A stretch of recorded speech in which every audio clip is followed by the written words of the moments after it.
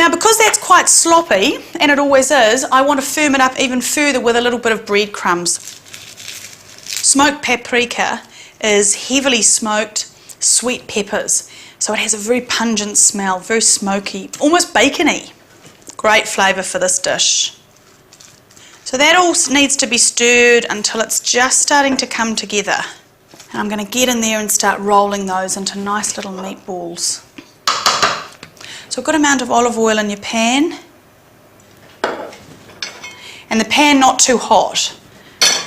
I'm going to do this all in one go. So I'm not so worried about these being perfect little round balls, just little teaspoonfuls.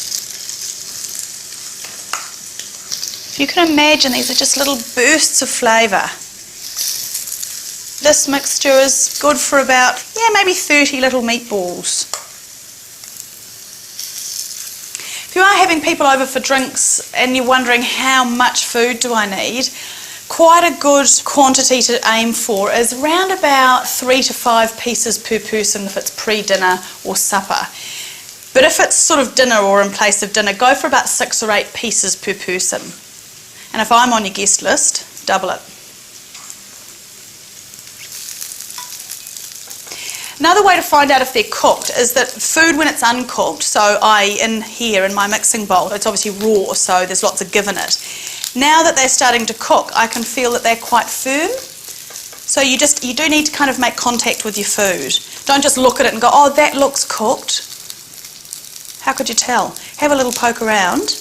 That's quite soft and that's raw. This feels quite soft, it's probably not cooked very well.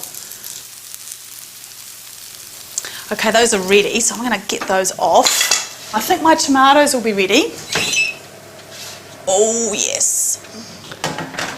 Those tomatoes have now really roasted right down till the flavour will be really intense is my pick. Let's have a little taste of these. Great teamed with a little basil leaf on top as well.